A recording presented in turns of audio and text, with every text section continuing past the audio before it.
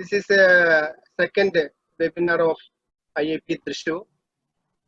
Today we selected an important topic which is not at all discussed in any of the webinar meeting. That is management of common posting in children. As we know, posting in children is a very common problem.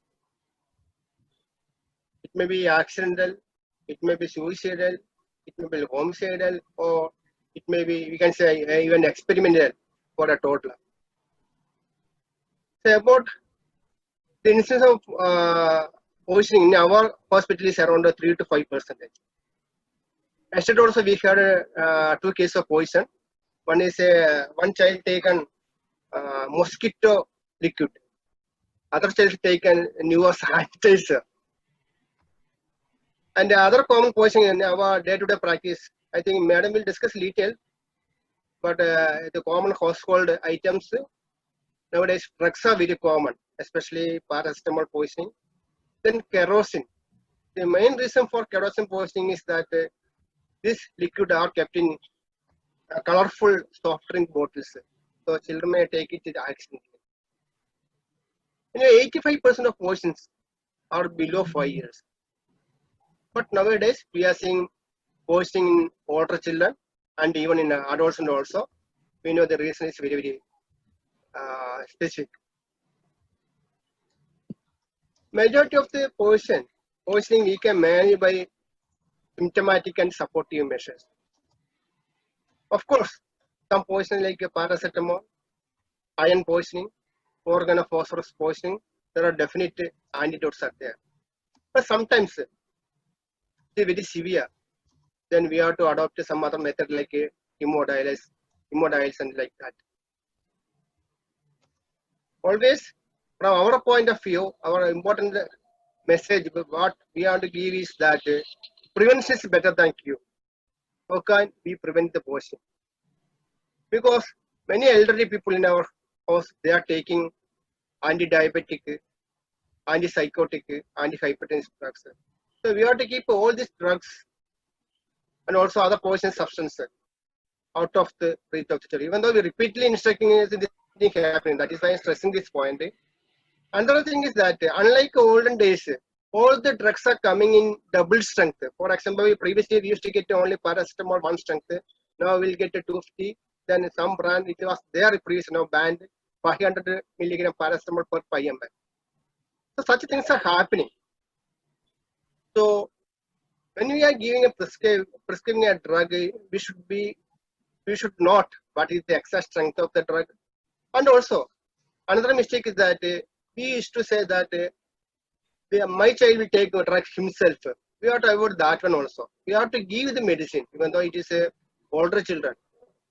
What I used to specify is that we have to give medicine ourselves. Don't rely on children because they may take it instead of 5 ml, they may take a 10 ml like that. So with these few introductions, I introduce today's speaker. I think nobody need any introduction to Dr. Srija Sugunan.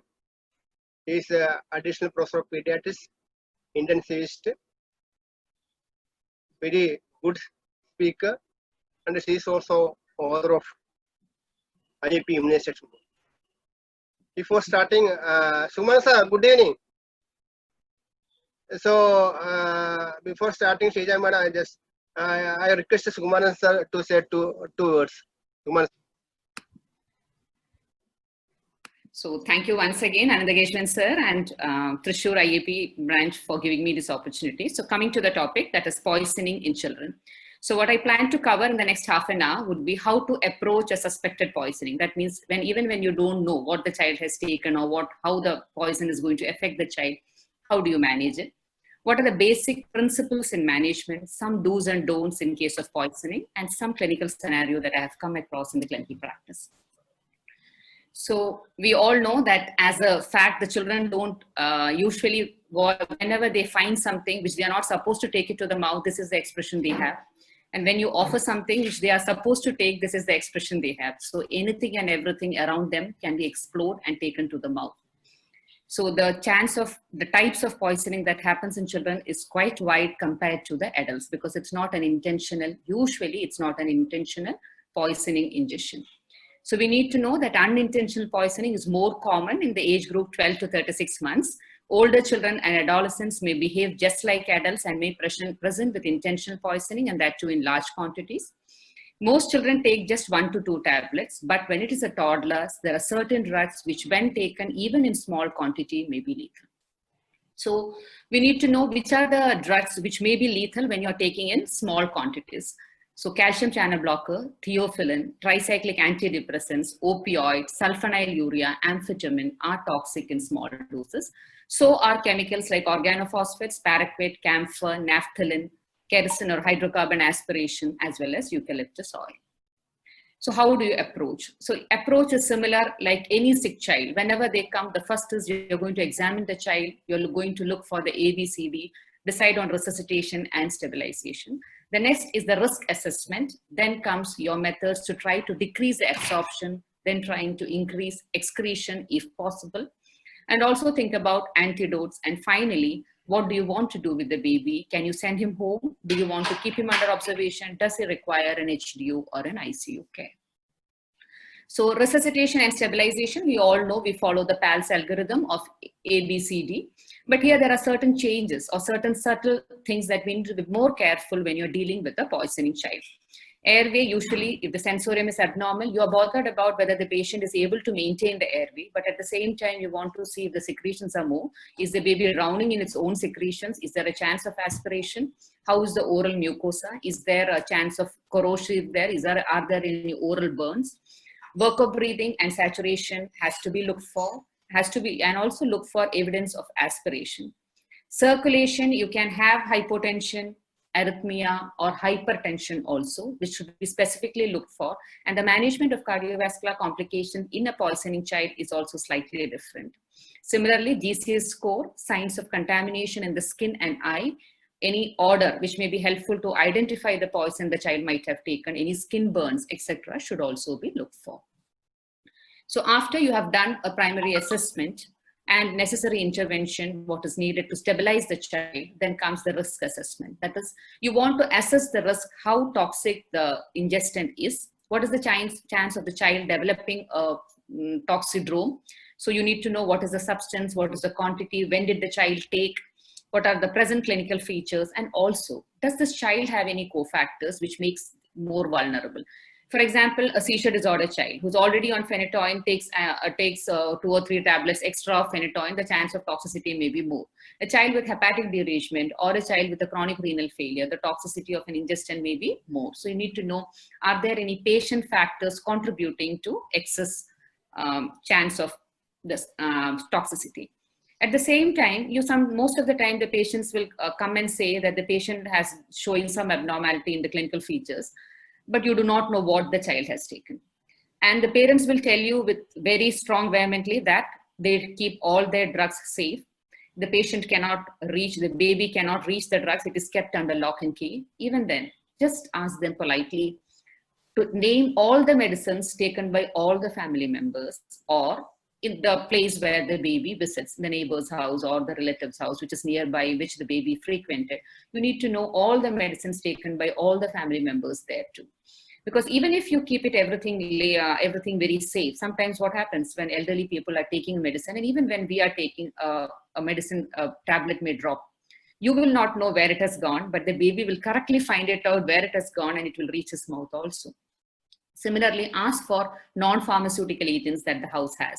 They may be having rat poison, they may be having HIT, they may be having a mosquito, whatever non-pharmaceutical agents the house has, that also we need to know in case of where you do not know what substance the child has taken. Similarly, substance abuse. If somebody is alcoholic, somebody has alcohol at home, somebody has other things at home which are known to cause a substance abuse, also need to be known, which may be accidentally or intentionally taken by the baby. We once had a 10-month-old baby presenting with drowsiness. We did everything, we could not find the cause, and finally it turned out to be that the uncle had given a liquor to the baby. So those kind of things are also important when you're assessing a child with an alleged poisoning. Then once you have find out the risk factors, then comes the secondary assessment. That is, you want to do a focused examination. In poisoning, pupils are very important because the meiosis or mydriasis may tell you the type of poison the child might have taken. Similarly, looking for your respiratory, CNS, and CVS examination for side effects of the poison is also important. And try to find out whether the clinical features can fit into some toxidrome. That is important. And the important screening test that you need to send in all cases is blood sugar, send for a blood gas, as well as ECG. If you're suspecting a drug, you can send for drug level if it is available, and some exceptional situations, radiology may be important. For example, child has a respiratory distress, you want to take an X-ray, or child has ingested something which you think is radio opaque, then an X-ray may be indicated. So radiology is optional, but blood sugar, blood gas, and ECG need to be sent in case of toxic ingestions. Decontamination. The role of decontamination is when, for example, organophosphorus poisoning, they can be absorbed from the skin also. So if you find that some toxin substance is there on the skin, wash it with soap and water. If something has gone into eyes, copious irrigation with water or normal saline is recommended. And the important site from where we need to remove is the GI tract. But GI tract decontamination has its limitation. Emesis is contraindicated. Never attempt that. Because as you try to induce a vomiting, the child may eventually aspirate and worse, the condition may worsen. So never attempt an emesis. Gastric lavage is something I will come to details later. We do very frequently, but it's not really recommended. Whole bowel irrigation are recommended in certain select cases. Activated charcoal has its role as well as has its limitations. So now coming to gastric lavage, it is something that the Western world has done away with. They are not doing any more gastric lavage because activated charcoal is found to be superior to gastric lavage in most instances. And when you're doing a gastric lavage, your focus is changed. You are bothered about doing a stomach wash, which even if you are doing within 15 minutes of ingestion, the chance of you getting the substance out from your stomach is only less than 50%. Especially if it's tablets, your small NG tube that you are passing, it is not going to come out through it, even though it is crushed. And after 1 hour of ingestion, it has no role. But in Indian situation, we do a lot of gastric lavage. The reason is sometimes you have patient who's presented within 1 hour of ingestion. The substance is toxic. You may not have an activated charcoal. You know there is an antidote and the antidote is not available. So our situation is slightly different. So we may end up doing more gastric lavages. But still, if activated charcoal is available, always remember that substances which are absorbed by activated charcoal, it is better to give that rather than go for a gastric lavage. And if you're doing it, remember that it is all in an unconscious child. Please do not do a GI decontamination unless you have intubated the child, because the chance of aspiration again will be more in an unconscious child. And it is contraindicated in corrosive ingestion as well as hydrocarbons. So now coming to whole bowel irrigation, we also know that it is cumbersome, the baby may not tolerate really. And one thing about gastric lavage, if it's a cooperative child, it's always better to keep a head slightly low and do it in the left lateral position so that the drainage is better. Whole bowel irrigation is recommended when you have a large quantity of drugs have been ingested, which is known toxic and which is poorly absorbed by activated charcoal. So when your iron intake is more than 60 mg per kg, thankfully iron poisoning is now rarer compared to the earlier days where we used to see a lot of cases of iron poisoning. And drugs like diltiazem or sustained release potassium chloride, which you know is highly toxic and you want to remove as much as possible, you can do a whole bowel irrigation. Here, what is usually recommended is polyethylene glycol is given 20 ml, 20 to 40 ml per kg per hour, till the effluent is clear. So, and that for the effluent to be clear, usually 4 to 6 hours may be needed. So coming to activated charcoal. Definitely, it also has its limitation. There is a risk of aspiration, and if it's aspirated, it can cause pneumonitis. Too much of activated charcoal can decrease gastric motility, constipation may ensue. So there is a problem. The usual recommended dose is 0.5 to 1 gram per kg, and especially it is recommended to be given within 1 hour of ingestion. Activated charcoal has extensive interconnecting pores and surface area of more than 100 to 2,000 to 2,000 meters square per gram. So it's a very effective agent in drugs which are absorbed by activated charcoal. It is found to be effective, but not everything can be bound by the charcoal. Pesticides, hydrocarbons, acid, alkali, alcohols, iron, lithium, and solvents, there is no role for activated charcoal. In certain situations where you have drugs which are known to cause enterohepatic circulation, you can repeat the dose of activated charcoal. Usually we give a single dose, but in these exceptional situations, you can repeat it. For example, in theophylline poisoning, in dapsone poisoning, this is called as a GI dialysis. So as the blood comes back for the enterohepatic circulation and your charcoal is there in the intestine, it helps to absorb the drug from the blood. So that is one method, one reason why sometimes an activated charcoal is repeated. So what we said till now are the general principles. That is, the first you want to do an ABC stabilization. Next, try to do a decontamination.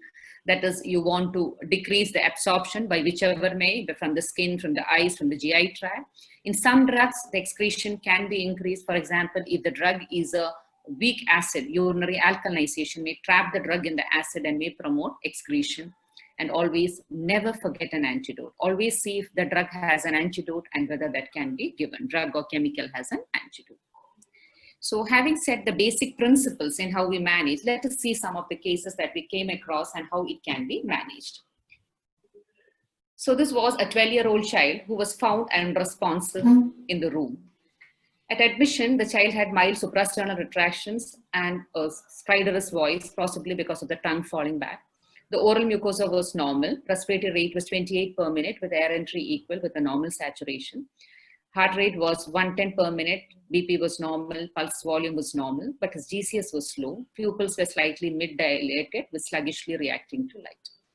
There was no odor or skin burns. So the differential diagnosis that was thought of was it poisoning? Was it snake bite? Because unresponsive child suddenly brought with such dilated pupils, but always remember, even when you have a neurotoxic snake bite, sensorium is normal. Sensorium is not usually affected. So snake bite, you should not think of in such a situation. Non-convulsive status, yes, the possibility is there, but again, poisoning takes the precedence because completely normal child suddenly found unresponsive in the child, high chance of it being a poisoning.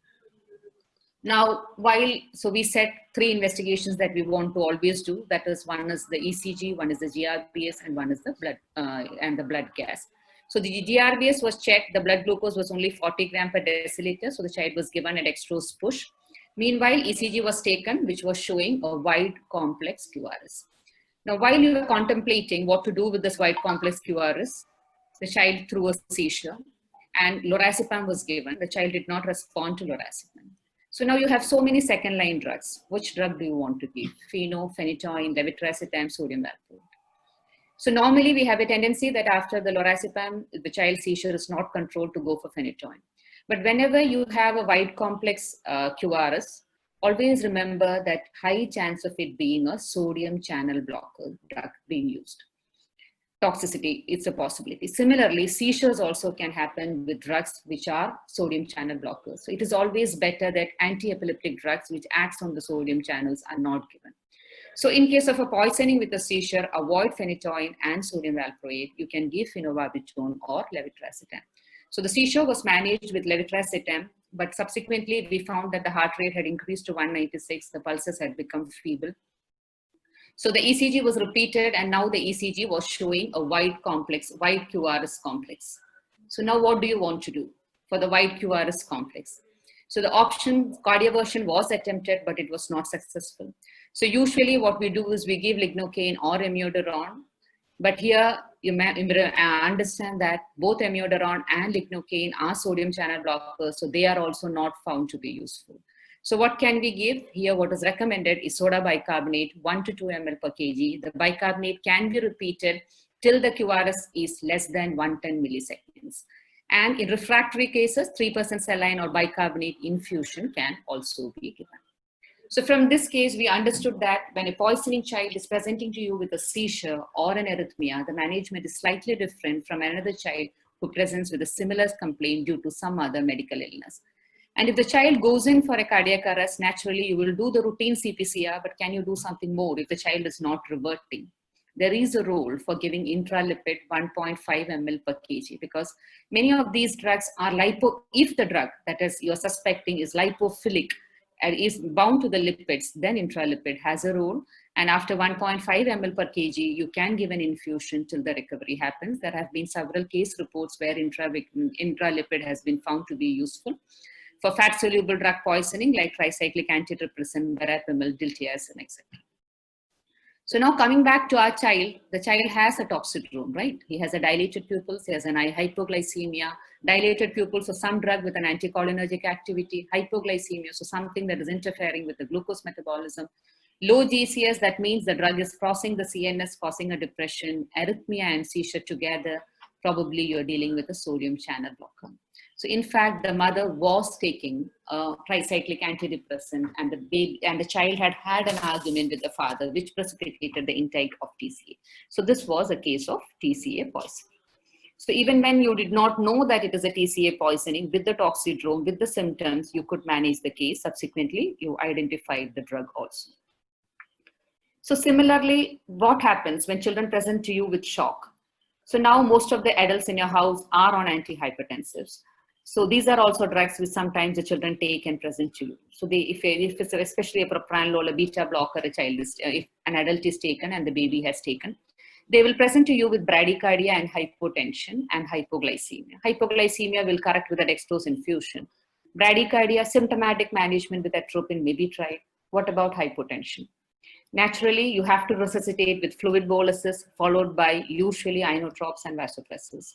But unfortunately, the most of the inotropes that we use act on beta receptors. So this is a beta blocker poisoning. So naturally, your inotropes may not be as effective in this child as it happens in other children, because your beta receptors are already blocked. So you can definitely attempt, and here definitely there is a role for glucagon, but the problem with glucagon is not freely available. And there have been reports where glucagon has not been effective also, but still it is considered as an antidote, and if available, definitely can be used because it has got an inotropic activity, and that action is not mediated through the beta receptors. Being a sodium channel blocker, propranolol poisoning can also be offered sodium bicarbonate, because as the sodium load increases, as the acidosis changes, as the binding different happens, you will have the toxicity will come down. What about calcium channel blocker? What is the difference? So unlike beta blockers where you have bradycardia and hypotension, in a calcium channel blocker, you will have tachycardia and hyperglycemia. The hypotension is common. So here again, what is the inotrope that you want to use? You can use vasopressors, but you can definitely think of giving calcium gluconate, because this is a calcium blocker. So if you give a calcium in a higher concentration, 0.5 to 1 ml per kg, which may be repeated at 10 minutes interval, even thrice, if your BP is not really picking up. And another drug that can be tried in both beta blocker poisoning as well as calcium channel blocker poisoning, which is presenting to you with refractory hypotension, is high dose insulin euglycemic therapy, or HIE therapy. Here, in fact, the insulin dose is not your routine 0.1 unit per kg per hour, but it is around 1 to 5 units per kg per hour. But for that, for you to use such a high dose of insulin, you really require a very high dose of dextrose. Most probably you may land up putting a central line to use high concentration of dextrose. Here again, we understood that when you're dealing with hypotension also in poisoning, there may be slight difference in management compared to hypotension that you see in sepsis or in other situations. Fluid resuscitation is common in all conditions, but inotrope selection, there is a slight difference. So now coming to the next case, it's a 2-year-old child who presented with fever. So the child was on paracetamol for 3 days SOS. In fact, this mother was used to giving baby homeopathic treatment. So this time, because the fever was not coming down, the child was offered paracetamol. So she gave the paracetamol the exact way she was used to give the homeopathic medicine. That means as long as the fever was there, she was repeating it every 2 hours. So the dose was correct. She was giving 125 milligram per 5 ml, a 5 ml dose, but it was being given more frequently. And the child was receiving it for the last 2 days. And the 3rd day, the child has presented febrile, lethargic, and with vomiting. So now what do you do? It is not a single ingestion. When you say single ingestion, we know that more than 200 milligram per kilogram is toxic. What about when someone takes a higher dose for a longer period of time, not a single dose? So if the child is taking more than 200 mg per kg in 24 hours, that is toxic. If it is taking more than 150 mg per kg for 48 hours, that's toxic. If the child is taking more than 100 mg per kg per day for 72 hours or more, that is also a toxic dose. So what do you do when these kind of situations arise, when you don't know what to do and you cannot use the paracetamol nomogram to decide whether the child requires an N-acetylcysteine or not? Measure the AST. It's not the SGPT we need to know, it is the SGOT we need to look for, because if the OT is going to rise earlier than the PT, and also check for the paracetamol level. If the paracetamol concentration is less than 10 microgram per ml, and the OT is normal, you can avoid giving N-acetylcysteine. If anyone is positive, you need to give N-acetylcysteine. So what if the child had taken a single dose of 200 mg per kg? If the child is, it usually happens, the whole syrup the baby will drink and come. If the baby presents to you within 4 hours of ingestion, definitely activated charcoal has a role, but there is no need to start NAC or look for the paracetamol level at this time. After 4 hours are completed, measure for the paracetamol level, plot in the normogram, and then decide if the child requires an N-acetylcysteine or not. If the child presents to you after 8 hours with a history of toxic dose ingestion, don't wait for the paracetamol level. Whatever the results come, even before that, as soon as the baby is coming, start the baby on N-acetylcysteine, because when the child presents to you between 4 to 8 hours, however large the toxic dose ingestion is, it has been found that N-acetylcysteine is highly efficacious. But when the baby presents to you after 8 hours, or when you have delayed your administration of the drug after 8 hours, then the chance of hepatic injury and hepatic failure is more. So if a condition where the child has taken more than 200 mg per kg, and you do not have facility to look for the paracetamol level, then go ahead and start N-acetylcysteine. You can later check the SGOT levels and decide whether you want to continue with N-acetylcysteine or not. If you have facility to check, then do check the paracetamol level and decide accordingly.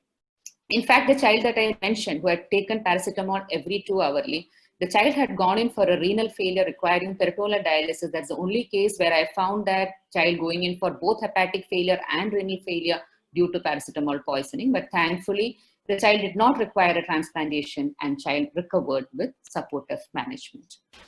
Now, how do you give NAC? Remember, both IV and oral dose are equally effective. IV, usually you will give 150 mg per kg IV over 1 hour, followed by 50 mg per kg over 4 hours, and then 100 mg per kg over 16 hours.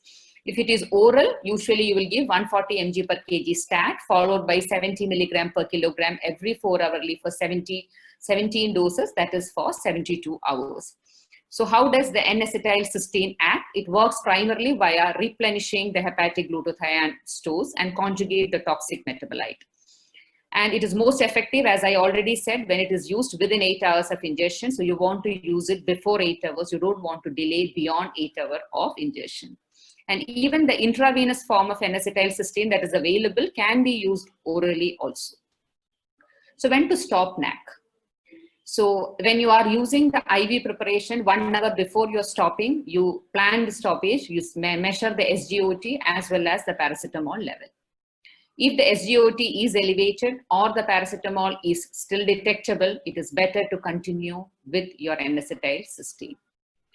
So then how long would you continue? Usually you will find that the SGOT will rise, the urea creatinine may rise, and after rising, it starts decreasing. Once it starts decreasing, that will usually happen by the 3rd or the 4th day, you can stop your NAC. So you don't want the SGO2 to come back to normal to stop the NAC. You will stop the NAC when after the peak, the SGOT has started falling, you can stop your N-acetylcysteine. Usually if the child is in hepatic failure, you stop your N-acetylcysteine only after the PT-INR has come below 1.5. And also the paracetamol level should be undetectable. Now this was another child. Coming to the next case, the child has taken a small amount of Axoil. So the father called.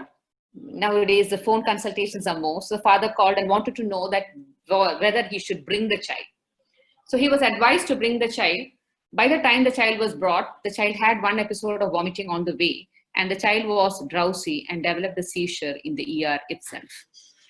And on examination, the child was tachypneic with a respiratory rate of 54 per minute. Chest was but clear. So we thought probably the child had aspirated because the child had vomited once on the way. The GRVS was normal. The cardiovascular system was also normal. Heart rate was normal. BP was normal. So now what do you want to do for the treatment? Gastric lavage and activated charcoal was definitely deferred because you know it's an oil and you didn't expect the charcoal to really absorb it. And gastric lavage also was not considered as favorable because chance of aspiration definitely may be more. Meanwhile, ECG was taken, that was normal, and then the blood gas was taken. So that, as I already said, the 3 investigations that you want to do is the blood gas, the ECG, and the blood sugar. The VBG was showing a pH of 7.15 with PCO2 of 24 and bicarbonate of 10. So the child was having metabolic acidosis with respiratory alkalosis. You need to know that Axoil contains menthol, camphor, and salicylate. It contains salicylate in very high concentration, 15 grams in 100 ml. So this child was showing features of, in fact, salicylic acid poisoning. So that is why the child is having metabolic acidosis with respiratory alkalosis. So here, there is a role for forced alkaline diuresis. The principle here is that when you are, the salicylic acid is a weak acid, and if you are going, and this is easily filtered by the glomerulus, if you alkalinize the urine, the drug will get trapped in the urine and promote its excretion. So for phenobarbital as well as salicylate poisoning, forced alkaline diuresis may be tried. The target blood pH, the blood pH should be between 7.5 to 7.55. You want to be less than 7.55 because otherwise your other organs will be affected if it becomes alkalemic. And the urinary pH, you want it around 7.5 to 8. So how do you achieve this? In fact, when you give normal saline itself in a large boluses, it will lead on to urinary alkalinization because as the chloride goes up, the bicarbonate is excreted in the urine. But the preferred method is in fact giving 1.5 to 2 times maintenance with isotonic bicarbonate solution. That means instead of using DNS as a maintenance fluid, you will use isotonic bicarbonate at 1.5 to 2 times, provided the child does not show any features of cardiac failure or fluid overload and the kidneys are working well. You can definitely use this. How do you prepare an isotonic bicarbonate solution? You can take D5 500 ml, remove 75 ml of D5 and add 75 ml of bicarbonate. So that makes it isotonic. So this can be used as a maintenance fluid for diuresis, for forced alkaline diuresis. Remember, always monitor the potassium because as the urine is excreted in large amounts, the potassium may come down and may be deleterious. So the child often requires a potassium supplementation. It can be added to the maintenance fluid itself. And in salicylate poisoning, your blood glucose may be normal, as was normal in this child, but these children have CNS hypoglycemia, so always use dextrose-containing solution. They require parenteral glucose in salicylic acid poisoning. So now coming to renal replacement therapy. So sometimes we tend to think that any drug poisoning, you can go ahead and do a dialysis. No, all the drugs cannot be removed by dialysis.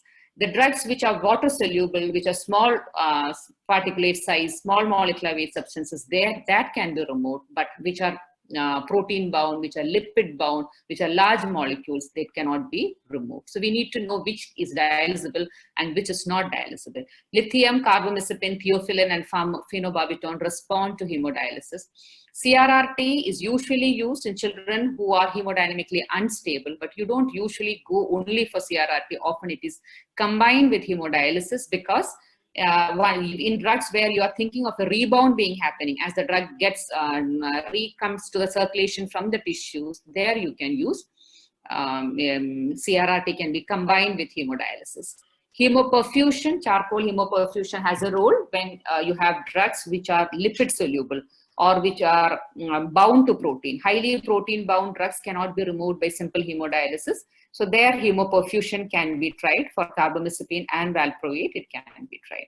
So we need to know that drugs which has got a large volume of distribution, that means which are lipophilic and easily distributed to all parts of your body, all organs, in that case a hemodialysis of no use because the drug has already penetrated the tissues.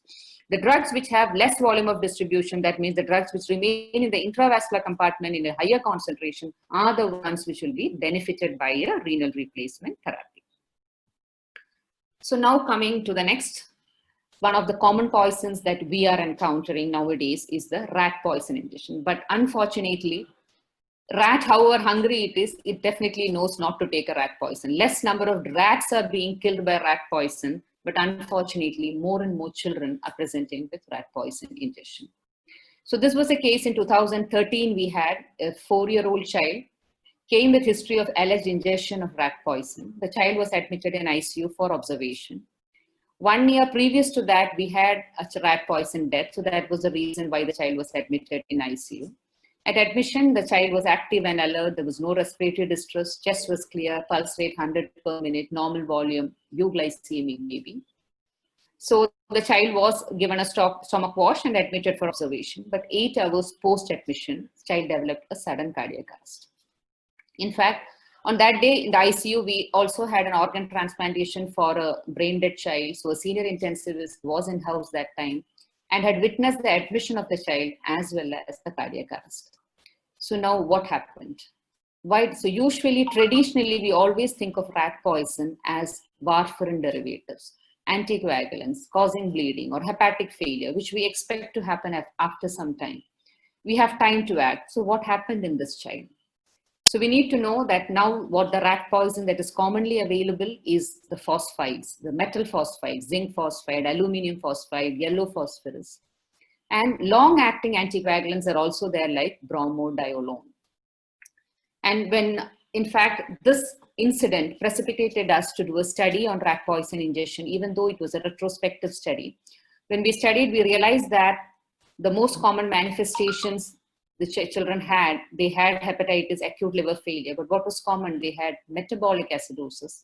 They had ECG changes also, was common in these children who were presenting with rat poisoning. So when we analyzed our cases with rat poison ingestion, 42% of them had ECG changes. And the common ECG changes initially were transient sinus tachycardia or sinus bradycardia. So unless you monitor the ECG continuously, you're not going to detect it. Transient episodes of sweating. And then the most common finding was global T-wave inversion. Of course, many of them had ST depression, QT prolongation, wide QRS, junctional rhythms, and ventricular tachycardia during arrest was also observed. So what is the treatment? What happens here is that when you're taking a zinc phosphide, the phosphide gets converted to phosgene gas in your GI tract, which is rapidly absorbed. And this is a mitochondrial toxin, so it affects almost all organs in your body. So your liver, your kidneys, your CNS, especially it's a myocardial toxin. So being a rapidly diffused drug and something which is causing an injury to the myocardium, there are no specific antidotes. So all are anecdotal reports. There are people have tried different kind of regimens for this with varying success. But I think what is different in a child and an adult is that rat poison ingestion in adults is usually suicidal ingestion. So that is, they take large quantity and they usually present with hypotension, refractory hypotension and capillary leak. In children, there is usually a small ingestion, but being toxic, being causing injury to the mitochondria as well as the myocardium, it's usually manifesting with conduction abnormalities. Some do present with hepatic failure, some do present with coagulopathy also. So what can we do? So what we right now do is we give a gastric lavage with 2% sodium bicarbonate. That is, you add 10 ml of soda bicarb to 500 ml of normal saline or D5 and give a soda and give a gastric lavage. So this decreases the production of phosphine because when you acid alkalinize the gastric mucosa, the amount of gas that is released decreases. So this will be effective only if you're giving within 1 hour. Potassium permanganate can be tried, but there are reports telling that it is not effective. Another thing that is recommended is giving a gastric lavage with vegetable oil. You can use olive oil, you can use coconut oil. This again decreases the phosphine gas production. ECG monitoring is mandatory. Anybody with any small ECG change, transient tachycardia, transient bradycardia, ECG showing a global T-wave inversion, definitely should alert you to the possibility of a phosphide poisoning and definitely send the blood gas. We found that all the children who had ECG changes, all of them had metabolic acidosis. So our regimen is now anyone shows slight abnormality or when significant ingestion, we always go for monitoring of the blood gas. And the moment we find that the pH is less than 7.3 with the bicarbonate less than 18, we start them on bicarbonate. Always targeting a pH more than 7.3 and a bicarbonate more than 18. And magnesium may have a role because as a membrane stabilization, we do offer carnitine. N-acetylcysteine also has a role because this affects the mitochondria so that way the N-acetylcysteine provides you with a glutathione that may be helpful in excretion. And also hepatic failure preventive active also N-acetylcysteine may be tried. So we should understand that all that I have said is something that we follow in our unit. And thankfully, after this regime, we have not had any mortality till now. We do not know, is it because of the ingestion is less or is it because this regimen is becoming effective? But there is very little scientific evidence to really vouch for. There are very little studies in pediatrics on rat poison ingestion. Adult studies, there are numerous, so it's difficult to say. But this is what we currently follow. So with that, we come to the next case. It was a 1.5-year-old child who was found posturing with some tablet in the mouth. So on examination, the child was lethargic, the activity was poor, the child was looking dusky, SpO2 was only 88%.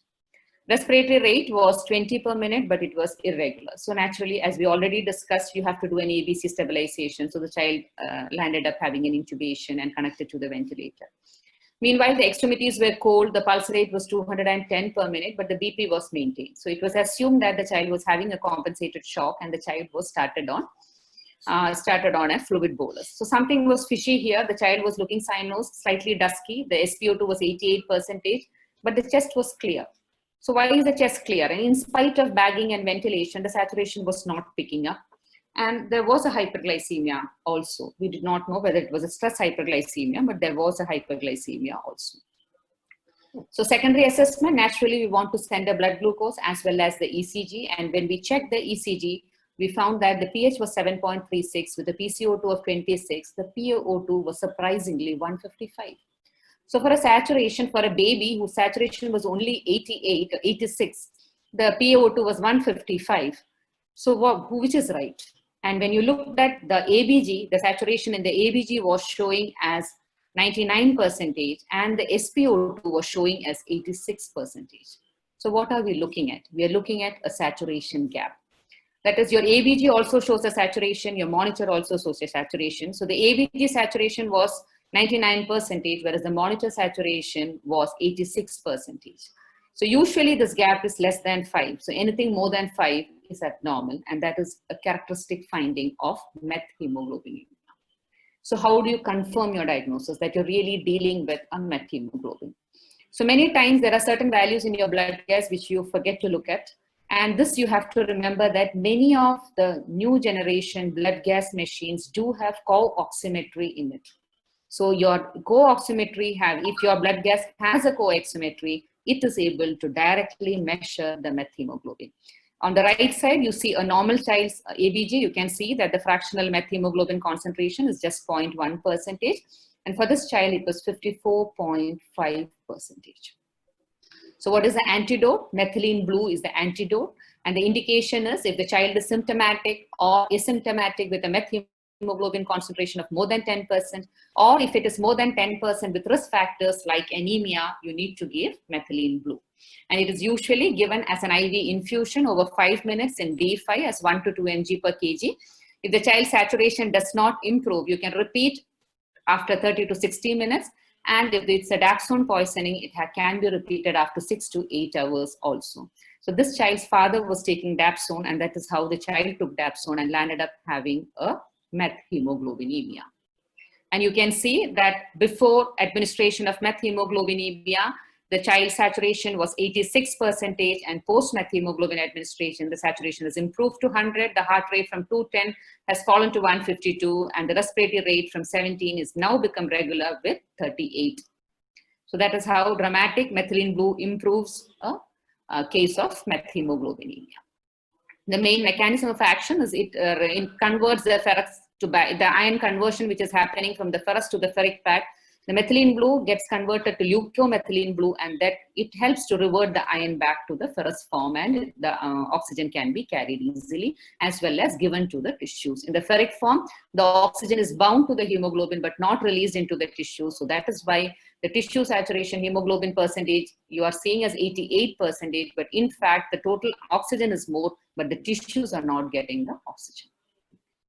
So now coming to the next case, that is a 2-year-old child was brought with a foreign body ingestion. So this is when you have a round body, it is very important for us to distinguish if it is a button battery or if it is a coin. If it's a button battery, you can have the halo sign. In a coin, you do not have a halo sign. It is equally dense or worse. And when you take a lateral X-ray, you can see a step sign in case of button battery, whereas in a normal coin, does not have any step. It is a uniform in shape.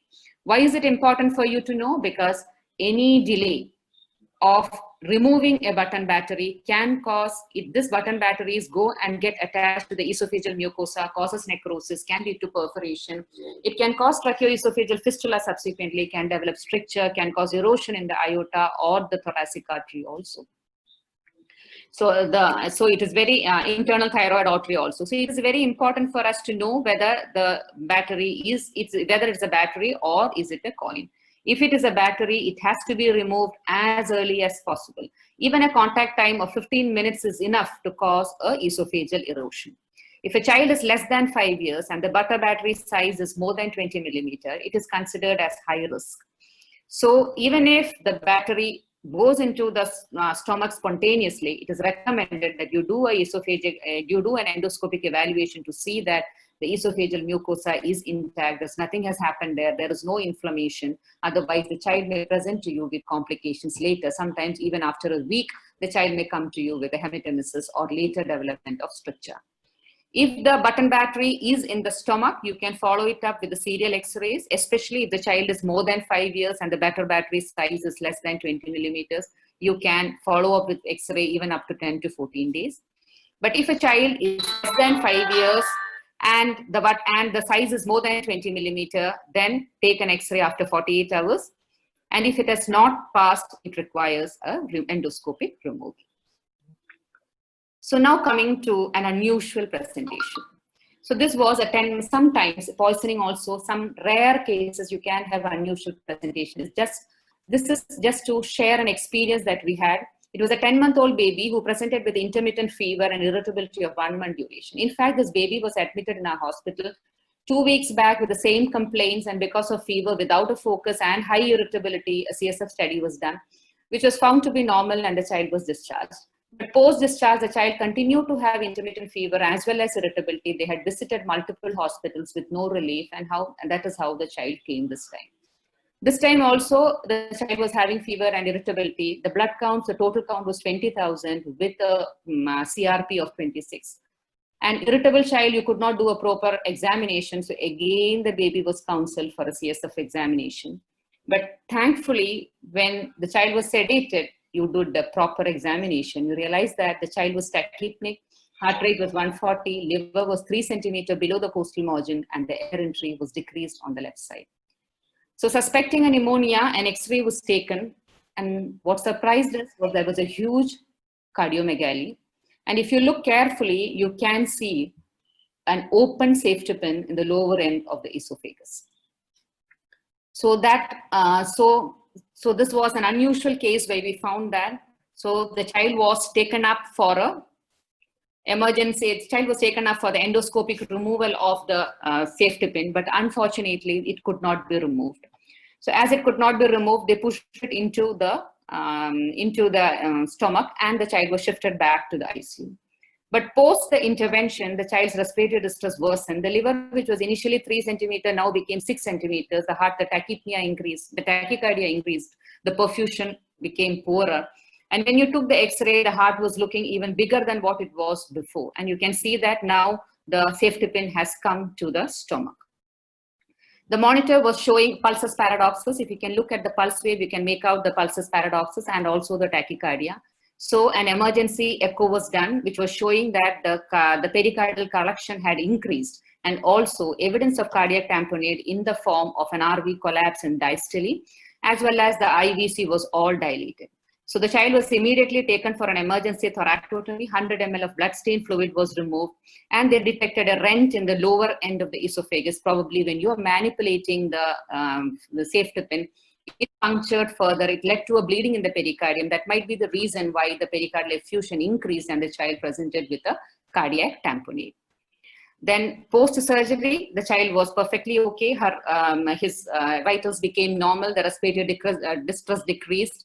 The heart rate came down. The shock improved, and the child passed a rested safety pin 4 days later. So probably the initial instance itself, when the child was coming to you with irritability, with intermittent fever, the pin was there in the lower end of the esophagus, that might have been the reason for the irritability. And thankfully, his ordeal ended and he went back home smiling without any complications.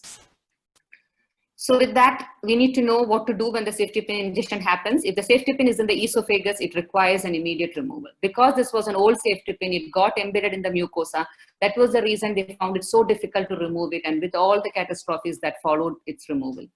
If the safety pin goes beyond the stomach, in the stomach or beyond, you can observe it with serial X-rays. But if it remains in one place for 3 or more days, that means it is stuck and it requires an endoscopic or surgical removal. In case of GI symptoms like abdominal pain, vomiting, hematemesis, also warrants an emergency intervention. So we said everything about things that are abnormal. What about many things that are found in the house which are really harmless? So that also we need to know. Soaps and detergents, if taken, you don't have to worry. Talcum powder, lipstick, toothpaste, they mainly contain paraffin wax, which are some coloring agents, which in small amounts are not toxic. Silica, which is usually there to absorb the moisture, you will find it in bags and other things. They are also, many times children come with the injection, that is okay, it doesn't cause a problem. Lead pencils are not lead exactly, it is graphite, so it does not have a problem. Mercury in the gas thermometer is very small amount. Only if it is inhaled, it has a problem. If it is ingested, it does not have a problem. Creams and ointments, usually antibiotics, antifungals, diaper rashes, cream, all these ointments and creams when ingested usually does not cause a problem. But we all need to remember that it is humanly impossible to really know the clinical manifestations, your toxidromes, your antidotes, and the treatment modalities for each and every poisonous substance that a child ingests. So always don't hesitate to call. Either you can call the AIIMS or the CMC Willur, where they have 24/7 poison cell, where you can call up, inquire about the possibilities of treatment and decide the treatment. But ABC stabilization naturally can be done much before you place the call. So what are the points to remember? Admit all children with accidental ingestion of toxic substance, even if they are asymptomatic, because late absorption and manifestations can happen. ABC stabilization is of paramount importance. So is the initial GRBS, ECG, and blood gas analysis needs to be done. Gastric lavage is less effective, especially when you have a child with a hemodynamic compromise, or when you have a child who requires a resuscitation. Concentrate on resuscitation rather than your gastric lavage. When a drug poisoning has an antidote, concentrate on administration of antidote. That is more important than going for a gastric lavage. Activated charcoal has its roles and limitations. Drugs which are absorbed by activated charcoal, definitely it can be offered, but we should also know the limitations. Seizure, shock, and arrhythmia has a slightly different management in a child with poisoning than in other children. And wherever possible, it is not always possible, wherever possible, you can think of removing by improved excretion, either by a forced alkaline diuresis, which is not very effective, but can be tried. Definitely, you can think of hemoperfusion or a hemodialysis in drugs or toxins which are dialysable. And also remember to reduce the free form. It's the free form of the drug which is more toxic. So if you are faced with the toxicity of a drug which is highly lipid soluble, for example, phenytoin, which is in fact highly protein bound. So you want to decrease the phenytoin from entering the brain. You can, if the child's albumin level is basically low, you can give an albumin infusion so that they fed more phenytoin in the bound form rather than in the free form. Similarly, for lipophilic drugs, lipid emulsion may be helpful so that the free drug is less available to cause damage to the organs. And always find out for antidotes, and if antidotes are available, administer as early as possible. So let us hope that we are able to retain the smiles of our tiny toddlers. Thank you.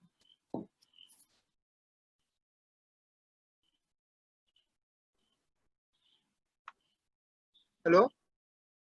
Yes, sir.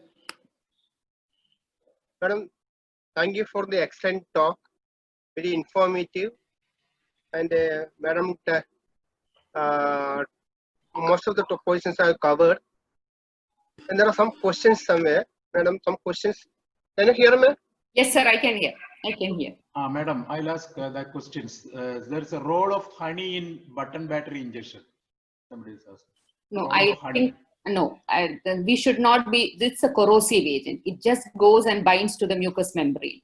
So even if your battery leaks or even if your battery doesn't leak, the charge of this thing itself causes corrosion of the mucosa. So honey may be given, but that doesn't preclude it from you not removing the button battery. So our focus is not on honey, focus is definitely on removal of the button battery as early as possible, especially you're bothered about poisoning also, contamination also. Thank you. And the next question is, injection vitamin K helpful in rat poison injection? Definitely. Vitamin K, in fact, zinc phosphide poisoning doesn't have a role, but when you have your bromodiolone, that is long-acting warfarin derivatives, if that is a constituent of the rat poison that the child has taken, vitamin K will have a role. Another difference of opinion regarding vitamin K administration in rat poison injection is that if you give vitamin K early, you may miss a hepatic failure. So you can watch out for PTINR, and if the PTINR is deranged, you can give your vitamin K so that you're able to diagnose it. As such, it definitely doesn't harm. Yeah. Another talk was about post-cold poisoning, Lakshmana Rekha. Okay, that is your, because most of the, I really do not know the exact constituents, but most of the insect repellents have pyrethroids in it. So most of them, you will require symptomatic management if you're having a seizure. But as I said, it is not possible to really look for all these. You can always refer for the antidotes and refer for the symptomatology. Well, you are not at all touched upon iron poisoning, whether you are not seeing nowadays very commonly. Previously, we used to see so many cases of iron poisoning. Nowadays, it is a rare.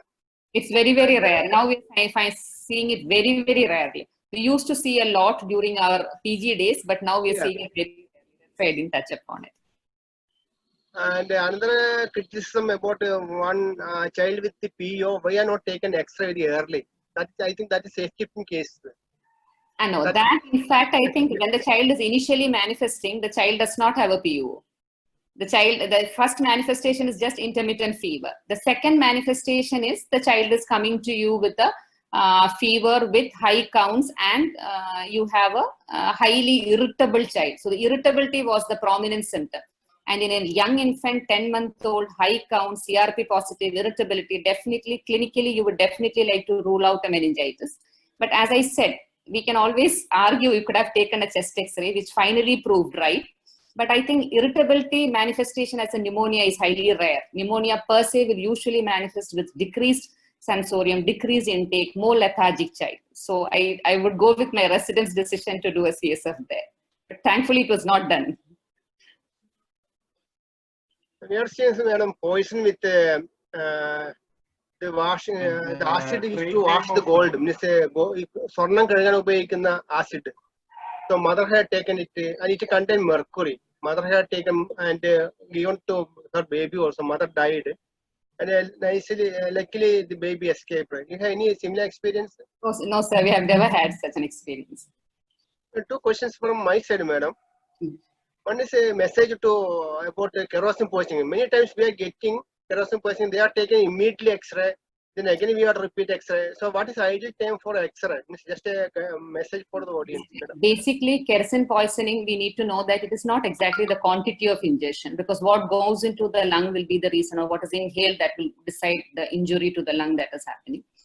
And if you have a child with a suspected kerosene ingestion, but you don't have any respiratory distress, you observe the child for 6 hours, you can repeat the X-ray after 6 hours and take and decide whether you want to discharge or not. That is because most of the babies will have X-ray finding by 6 hours if the child has aspirated and is having a chemical pneumonitis. But if the child already has a respiratory distress at admission, you are justified in taking an X-ray at admission. But if the child is not having a respiratory distress, please do not take admissions because the decision why you are taking an X-ray is to know if the child has aspirated, whether you want to admit or whether you want to discharge. So in an asymptomatic child, take it only after 6 hours. Mukesh, 3 questions are there. Mukesh, yes, madam, that is ingestion of hand sanitizer. There is Okay, inject to that because hand sanitizer use has gone up so much. So naturally, children will also find to use it. The problem there is alcohol only, but if small amount of injection, nothing will happen. Nothing will happen. Only large quantity you can think of an alcohol intoxication. Small amount, usually it's okay. Madam, so you mentioned about some household item poisoning, means ingestion. So what about the medical legal aspects? It's not a real poisoning management, but what about the medical legal? Everything you are making a MLC or something like that, madam? Yes, sir. If every case which comes with an accidental ingestion, even when we know that it is an accidental, especially if it's a toxic substance, we do send them. We do report it to the police.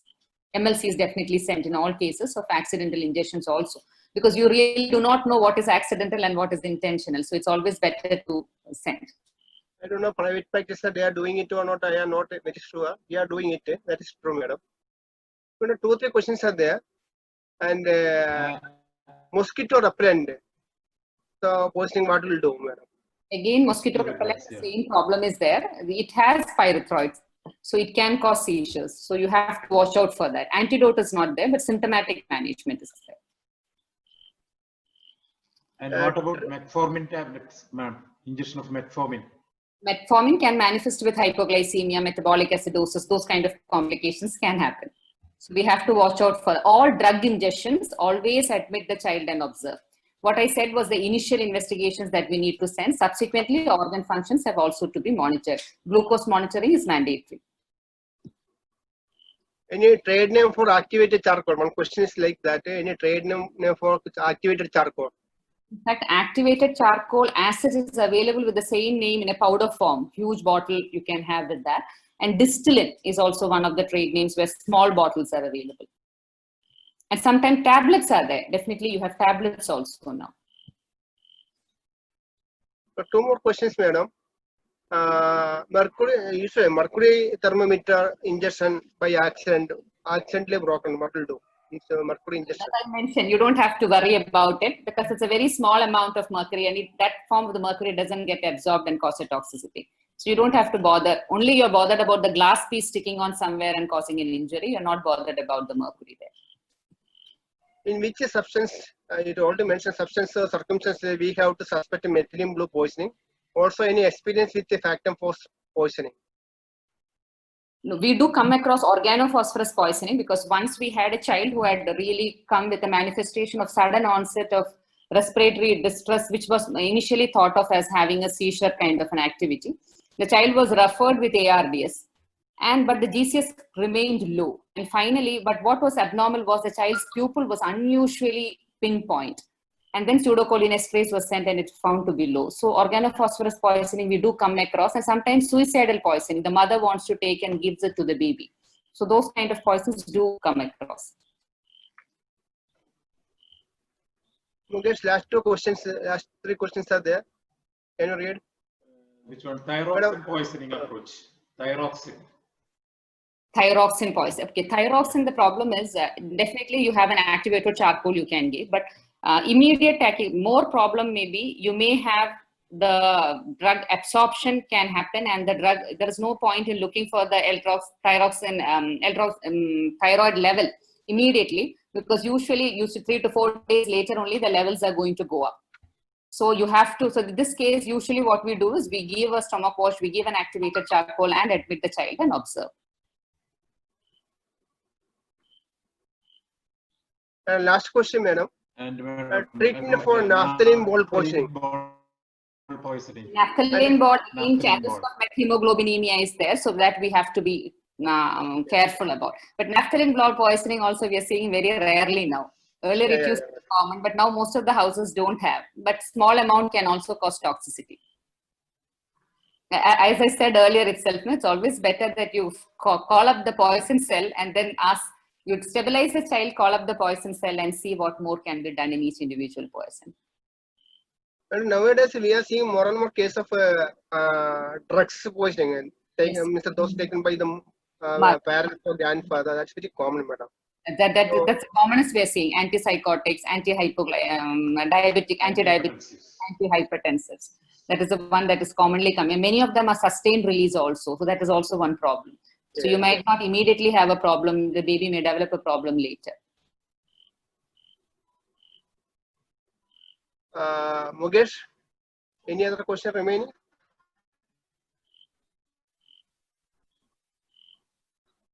Madam, anyway, it is really a wonderful session, madam. Everybody is asking for that number, Mukesh, poison cell contact number. Now I invite Dr. Mukesh, our incoming state vice president, to propose the vote of thanks. Mukesh. Thank you, madam. Thank you, madam, for your excellent talk on poisoning in children. And that's almost 250 participants were there. And thank you, the sponsors of today's CME Micro Labs. Thank you. Thank you. Thank you.